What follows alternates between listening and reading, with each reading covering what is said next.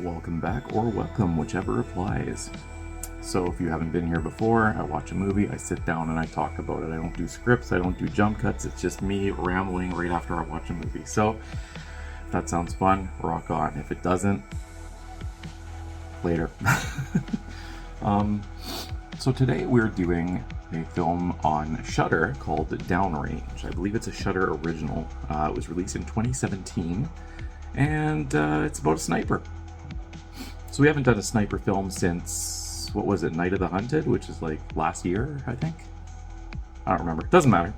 But sniper films are fun. Very edge of your seat, very tense type films. So I figured I'd jump into another one. Anyway, spoiler alert, you know the drill. I will be talking about the film, events in the film, etc., spoiling the ending. So if you don't want that spoiled, you can either stop watching or you can skip ahead to the timestamp that says thoughts. As long as it doesn't say spoilers in brackets after thoughts, it should be spoiler free. I'm making a conscious effort, well, I can't speak English, to avoid spoilers in the non-spoiler parts. Anyway, let us begin. So we've got a group of friends, and they're going on a little road trip. We've got Sarah, we've got Jody, we've got Karen, we've got Jeff, we've got Todd, and we've got Eric. Very exciting.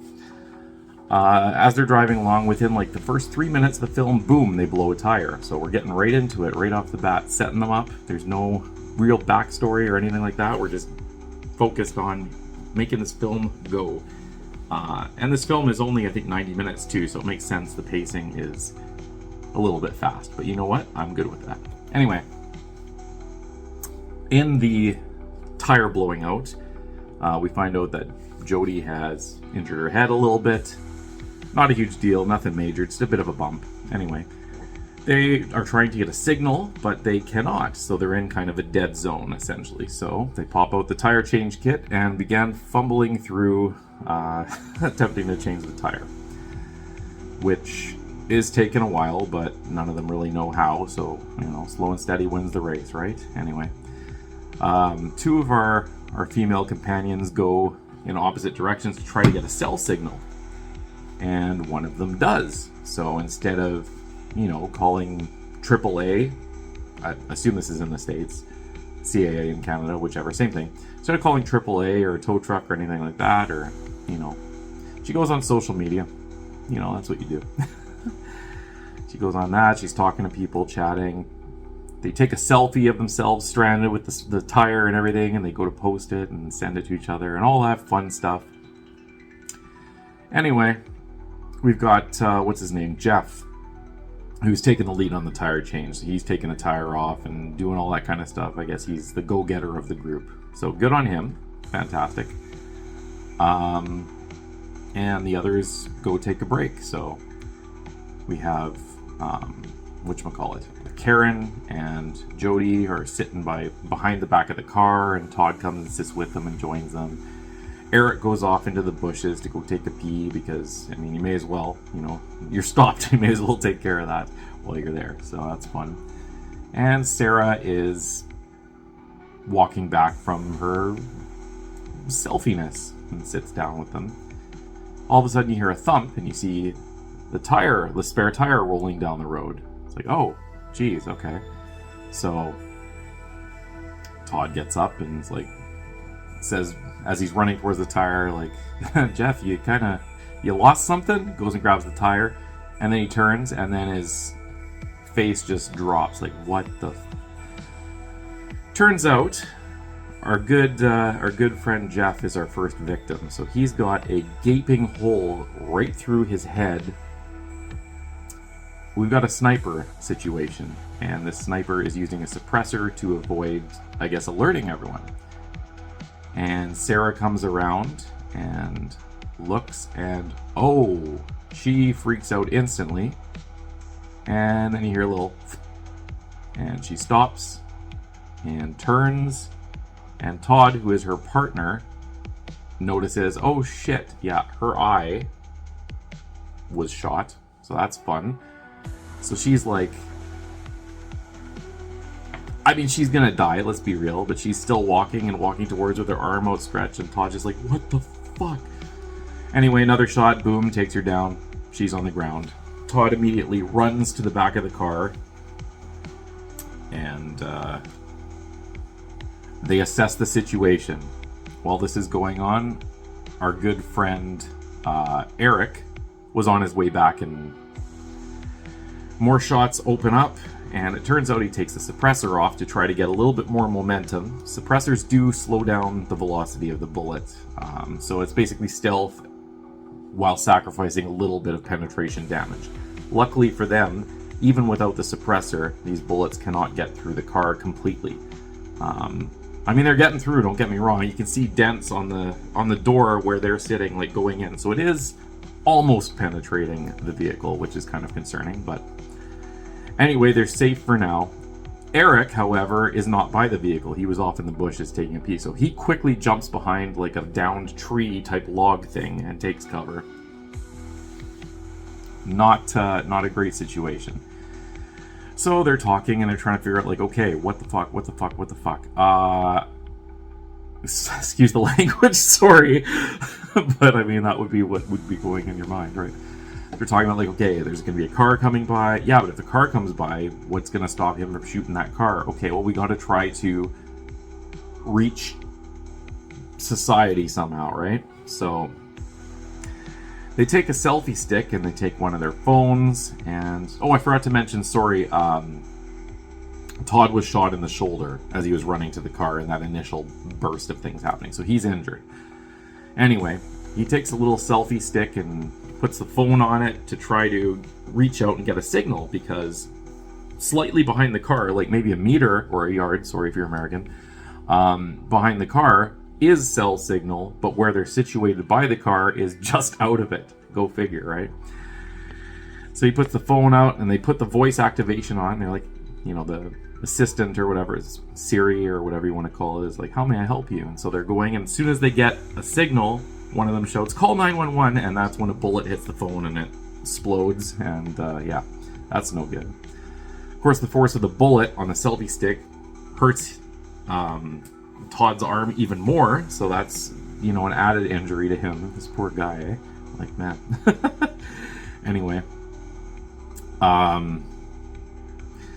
they decide, okay, well, Sarah was walking ahead of the car, or Sarah was walking behind the car to get to the cell range, so we still have another phone. We're not doing the selfie stick, but if we can put the car in neutral and push it to that cell range, we can call someone for help while staying covered behind the car.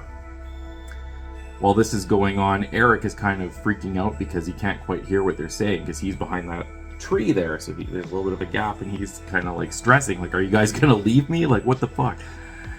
Anyway, needless to say, our hero Todd ends up grabbing like the toolbox from just behind the vehicle, just out of range of the sniper, and ripping off the lid and fastening kind of like an armor thing, I guess, to protect himself. Spoiler alert, bullets go through that like nothing, right? So anyway, they open the car door and shots are fired, and they like, okay, we got to do this really slowly. So they really slowly open the door, and I guess he doesn't shoot for whatever reason. And he gets the key in the ignition, and they have a round 2 of that where they do it again, and he puts the car in neutral, and of course the sniper fires, and it goes through the lid of the toolbox right into his arm, so that's great. Anyway, since he's hit, he falls down, and the car is in neutral and sliding, and Jody and Karen are trying to hold this car in place, but they're on an incline, so it's actually moving forward. The plan was all 3 of them would be able to push it up the hill slightly, which is great. Anyway, he's on the ground hurt. They do manage to stop it and start pushing it back just slightly as he regains his composure and goes to help them again, but another shot fires, and I guess it jars Jody, who like temporarily loses grip, or she cuts herself or something, and the car starts rolling forward again right over dead Buddy's head, and you see his head pop, so that's cool. Anyway, eventually it keeps rolling, and they keep trying to like stop it from rolling and all that stuff, but eventually the tire that they were changing, that Jeff was changing before he got dead, was not fully on yet, so it is wobbly, and it eventually like collapses and the car stops moving because, yeah, you don't have a tire, so good times. Anyway, car stopped. That's great. While this is happening, Eric is trying to say, like, you know, can we make a run for it to the trees? I forgot. He mentioned this earlier. Sorry. He mentioned we can make a run for the trees. He's not going to get all of us. And they're like, yeah, but he'll get, like, some of us, whatever. Anyway, so he does not like being behind this log by any means. At all. So they decide to make some form of a diversion. They take a hoodie and put it on a stick and, like, poke it out. And, of course, the sniper shoots at it. And they use this to... it doesn't do anything, let's be honest. Eric tries to run and he gets shot in the ankle and then in the thigh, and he's bleeding profusely, and they're freaking out, like, oh my god, Kate. And they're talking him through it, like, Eric, take off your belt, make a tensor, put it real ass tight, we're not losing you, buddy. He does this, and he's keeping his leg elevated, and for some reason the sniper's not finishing him off. I guess he's sadistic and, like, seeing his prey suffer or whatnot, so... Lo and behold, he does that, but as they're telling him, like, stay with us, he passes out. So that's not good. The last thing you want to do when you're losing blood is pass out. Anyway, he does pass out. So, what happens then? Okay, so then they cauterize Todd's wound by, they have like a lighter and they burn the tip of a hammer and put it, right? But anyway, it'll stop the blood. So I guess it didn't hit bone or anything. It's a clear through shot. The slug's still in his shoulder, but the other one went right through his arm, so they cauterize that, and that's all fine. Turns out Eric is still alive. So as they're having water, they see him moving, like, oh shit, and they toss him a bottle of water and they say, here you go, bud, enjoy. And he does. But just as he's about to take a sip, denied, shot right through his hand, whole stigmata style. That's gotta hurt, right? So if he was still in any form of unconsciousness, he's awake now, right? But no water, which is a little harsh. Like, let the guy have a drink, right? But nope, no dice. But he doesn't kill him. Eventually, it's either a wolf or a coyote or something appears and approaches him and doesn't attack him for whatever reason. It just sort of walks up to him and sniffs him, and he dies in front of the thing. And it doesn't eat him because it's scared off by a shot eventually, which, you know, great. At this point, it's calm now. So there's basically just the three of them at this point in history. And the wasps and crows start eating their two deceased friends on the highway. And one of the deceased friends being Todd's late girlfriend, he chucks a rock at them and scares them off, and he has a little moment where he tells them basically they were trying for a kid, and, you know, he had got her pregnant, but one of the ultrasounds revealed that she wasn't, the baby didn't last very long or whatever, which, you know, that's sad and everything. I think what they should have done is they should have had her still pregnant when she was killed, because that would make it that much more intense and that much more devastating, right? But anyway, there's a little backstory for him. He walks out, I guess he's over it already, and he goes and puts a shirt over the side of her head where the bullet went through to, I guess, you know, out of respect. You know, he put the sheet over the person when they're dead or whatever, so he does that. Sits with her, holds her hand, has a little moment. And at this point, he's just frustrated. He's like, why aren't you taking me out? You know what I mean? Like, anyway, car approaches from the distance, which, hooray, right? That's fantastic. So Josh sees this car, and he's going to call out to it at this point, and that's when the sniper decides to finish him off. So boom, boom, boom, down, he's out. And then we're introduced to the lovely family in this vehicle that's unknowingly heading towards this massacre. You've got a mom and her husband and a little girl in the back seat, and they're having fun. And as the woman's approaching, she's trying to wake up her husband and, like, oh, look, there looks like there's an accident here.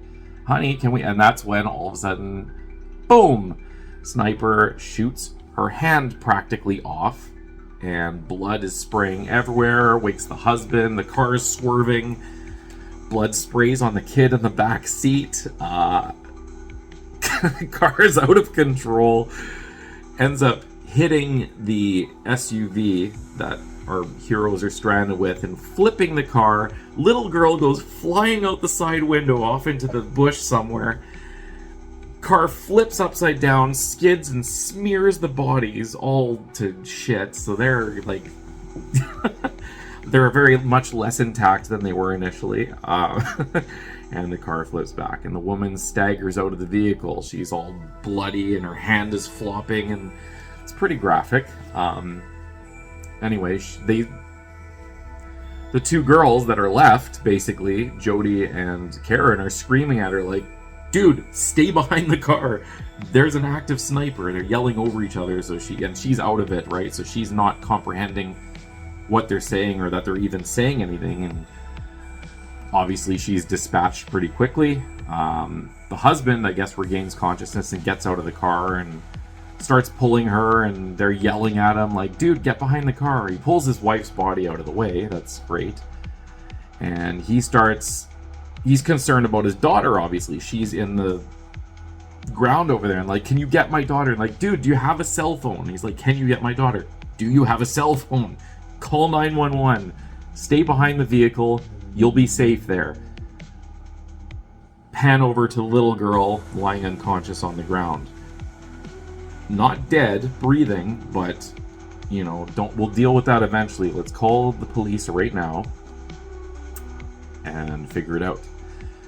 Sniper is onto this, though, however. He starts shooting the underside of the car, hitting the gas tank, which leaks, and then when multiple shots, I guess, to try to ignite the gas, which after I think like 3 or 4 shots it does, and the car lights and explodes, and the husband comes running out, completely engulfed in flames, collapses on the ground, at which point his daughter on the side of the road wakes up and like raises up, and she's like, Daddy, and that's when a bullet goes right through her head. So he doesn't care, kid, man, woman, black, white, male, female, like whatever, you're all fun and games to him. So kills the little girl, which again, okay, this will make me sound sadistic, but like any film that has the balls to kill a child, like I'm not like yay child death, but I give them props for actually showing that, because a lot of movies will not do that. Anyway, it's neither here or there. So let's move along. So child is dead, whole family's dead. Now they're waiting. Did the call go through to 911 before the husband there was shot and killed? Was he able to contact authorities? Well, fast forward some time, night falls, and eventually, lo and behold, flashing red and blue starts coming up, and there's a police truck. So obviously he did get through. And this police truck is equipped with 4 officers, driver and passenger, and on the back of the truck, 2 professional police snipers. We're good, right? They are aware of the position of the sniper too, by the way. Not the police, I don't think, but our 2 girls are, because when they did the little hoodie thing, one of them had the camera going to see where the shot was coming from. So they know he's in a tree that's just slightly ahead and to the left of where the car was driving from. So they know the dead zones and everything that he can't get them at. Anyway, the cops don't really. They stop like pretty far away. And I was like, do you think he saw the lights? And they're like, yeah, he definitely saw the lights. And the 2 snipers get ready, and it's like, okay, well, I mean, let's do this, right? The driver cop goes to dispatch radio people in or something or whatever, more support, I guess. And anyway, that's when the sniper takes him out. So 1 cop down, 3 to go, right? In these movies, you always have to take out the cops because you think, oh, the cops are going to save the day, but they never do. It's a trope of these films that I understand, but it's a little tired. But anyway, moving along. I guess his foot slips onto the gas and the car starts going, and the 2 sniper guys fall back into the back of the truck, and this car is going, and I forgot to mention too, at this point the girls had started a fire in their own vehicle because they know the sniper can't see through smoke. So I think it's Karen who has like military training or something like that, so she knows that enemies can't go see through smoke with snipers, and has this little thing about smoke bombs and all that stuff, which is fun. Anyway, the car is burning and they figure, okay, the cops start taking pot shots at the tree. I guess they didn't get a good sight on it because when they hit the driver, the car started going and they fell, so they couldn't really get their bearings. Anyway, sniper's not firing anymore just yet. So they start taking pot shots. Again, the third cop gets out with his revolver and starts shooting in a general direction. Bullets are flying by and the sniper's just like, alright, whatever. Anyway. Oh shit, that's right. So when he shot the driver cop, he also was able to shoot one of the snipers in all the confusion too, just before the car started going. So there's one sniper and the passenger cop armed with a pistol. There we go. That sets that up a little better. Anyway, yeah, they're taking pot shots, and sniper ends up taking out the police sniper because, you know, I guess he's pretty camouflaged too. Like, he's got the full camo gear on too, so even if you see where the muzzle shot is, you have, you know where he is, but you can't see him physically even through a scope. So I guess that's to his advantage, whereas cops are in cop outfits and body armor, but against a sniper rifle, body armor doesn't do much, which our fourth and final cop finds out after taking a couple in the chest. He falls. I also forgot to mention, of course, that at this point, Karen had run to the police truck, I guess, for safety or whatever. In all the confusion, she wasn't shot because he was focused on taking out these cops. Jody is still by the truck. So, what is her plan? Well, Karen, upon all these police being dead, runs. There's smoke. She figures, okay, I've got cover or whatever. She has like a getting her bearings together, and you think, okay, this is gonna be great. And then no, bang, right through the back of her head. She dead. So basically, it's just Jody now. So Jody's plan, well, we're not gonna get him from a distance. So there's lots of smoke between here and the car. Not so much after the car, which Karen found out, unfortunately, but she decides to make a bolt for the police truck, gets in, and drives full speed towards the tree where the sniper is, because she knows exactly where he is. Wonderful, right? Anyway, sniper's taking shots, but as you know, moving objects are much more difficult to hit than non-moving objects, especially if they're erratic. Like, I get that he got the woman's hand or whatever in the car coming up or whatever, but it's going in a straight line. This one is going off-road toward a tree, so I guess less luck, right? I can't remember if he actually does do a hit on her, but it's just, like, superficial. Anyway, she rams the tree, and obviously you're not going to take a tree down, but it jars it enough for him to fall, and he's in his little gear, and he's cutting himself free and falls, and his gun is, I guess, gone. It's still in the tree, maybe, or something, I don't know. Anyway, he pulls out a Bowie knife, and starts approaching Karen, who's quickly fumbling with the rifle, like, or not Karen, Jody, who's fumbling with the rifle, ends up putting a shot into him, another shot, and he's downed, and she wants to finish him off with, the headshot as she's standing over him, kicks the Bowie knife out of the way, the gun jams, she's like, okay, well, she thinks back on all her friends, she's like, okay, no, this guy is, we're not letting him die in a justified way, so she takes the butt of the gun and begins smashing his head in, literally into a pulp, which is a lovely visual. And finally, on her last slam, I guess that jars the bullet into place, and it ends up firing up right into her neck. She falls down, is bleeding out through the neck, and she can't help but just laugh at how freaking ridiculous the situation is as she dies. And that's the end of the film. There you go. What are my thoughts on this film? Well, the only other sniper film I've reviewed so far that I could compare it to is Night of the Hunted, which I thought was better. This one was a lot more brutal with the kills and whatnot. I will give it credit for that. The gore is solid in this one, whereas Night of the Hunted was more about the psychological. There was blood and stuff too, obviously, but this one has like heads popping and like, cars skidding over top of bodies and smearing them, and like severed head on the ground, and the guy burning alive. Like it goes all out with that stuff. So that's pretty fun if you like that that kind of cinema. But yeah, the story isn't quite as good. The tension's there. I don't know what it is about Night of the Hunted that I liked more. I think it's because she was communicating with the sniper too, and he was like posing as like a helpful person at first. There's more.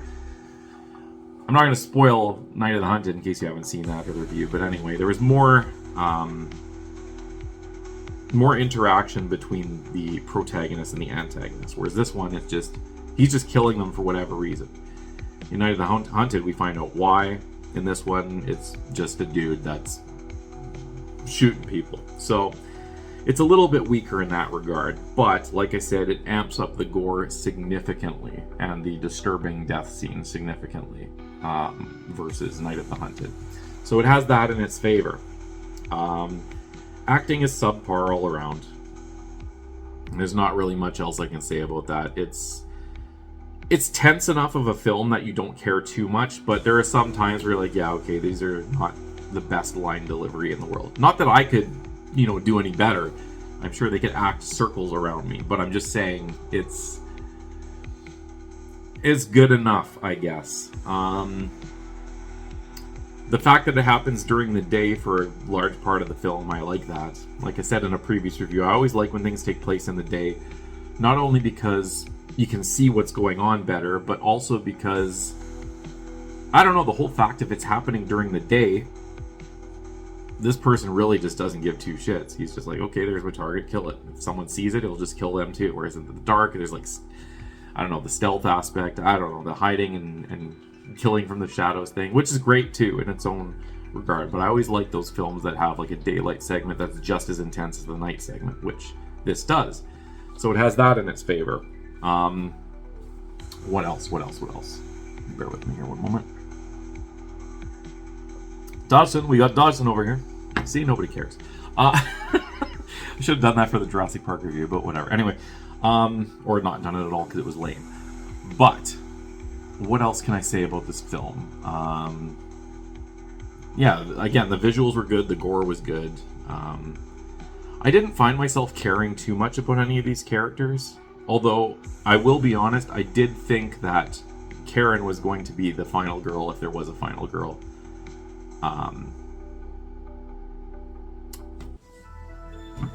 But, whatevs. That was, I guess, one twist. That was a minor spoiler. Shit. Okay. So I guess there's spoilers in my thoughts section too, but whatever. It's not super prolific a movie, so who cares, right?